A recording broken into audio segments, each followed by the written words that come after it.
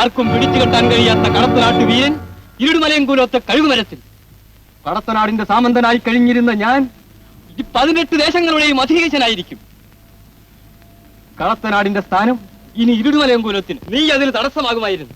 ഇനി പടനായകനാണത്രേ പടനായകൻ. താഴ്ത്തെ ആ വീരപുരുഷനെ തൂക്കിലിടരുത്. മാറിപ്പോ. ആര് പറഞ്ഞു ഇങ്ങോട്ട് വരാനായിട്ട്? തമ്പുരാട്ടിയാണെന്നൊന്നും കരുതില്ല. സൂക്ഷിച്ചോ. എന്നെ മിരട്ടാൻ നോക്കണ്ട. താഴ്ത്തെ. നിർത്തൂ. ഈ കടിഞ്ചതിയിൽ എനിക്ക് പങ്കുണ്ടെന്ന് അങ്ങ് ഒരിക്കലും കരുതരുത്. അങ്ങയെ ഒന്ന് സ്വൈര്യമായി കാണാൻ വേണ്ടി മാത്രമാണ് ഞാൻ ഈ യാത്രയ്ക്ക് തുനിഞ്ഞത്. ഈ ദ്രോഹി എന്നെ വഞ്ചിച്ചു. എന്നെ വിശ്വസിക്കൂ. ദൂരെ പോകൂ.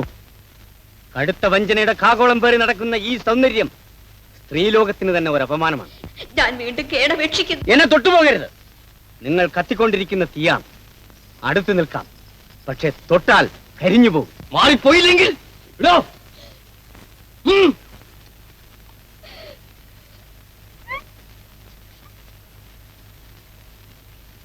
ഞാൻ നിന്റെ ജീവനെ രക്ഷിക്കാം.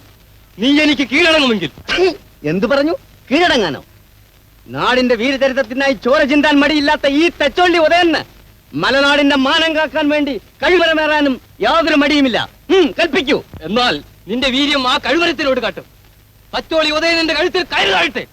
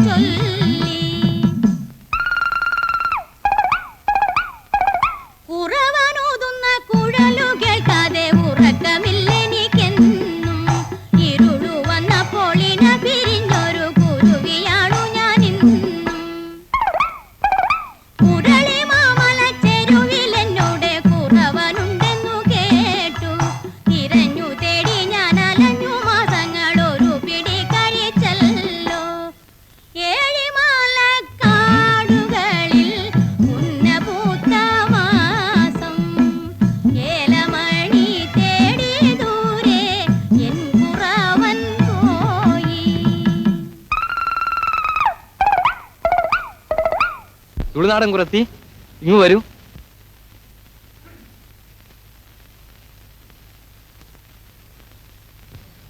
കൈ നോക്കൂ. പറയാമേ, യോഗമുള്ള കയ്യാണേ, വീര്യമുള്ള കയ്യാണേ, കടത്തനാടിന്റെ രാജാവാകാൻ യോഗമുള്ള കയ്യാണേ. പക്ഷെ ഒരു കാര്യം, പിടിച്ച വൈരിയെ ഉടൻ തന്നെ കൊല്ലണമെന്നാ. അങ്ങനെ പറയൂ. അതിപ്പോൾ കഴിയും, ഈ നിമിഷം.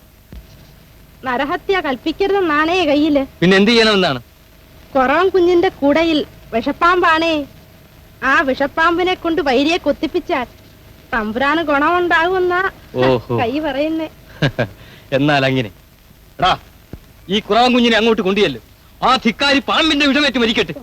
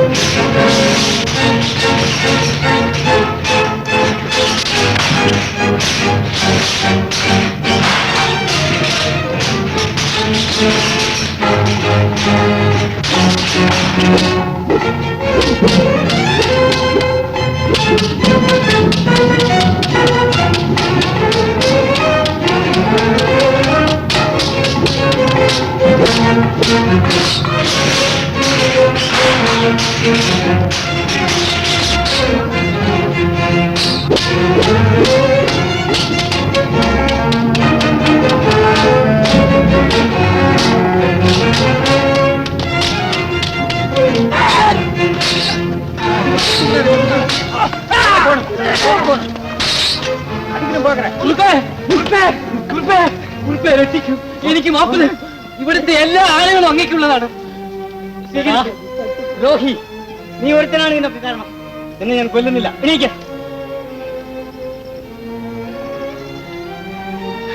കുങ്കി മോനെ തന്തു പോകരെ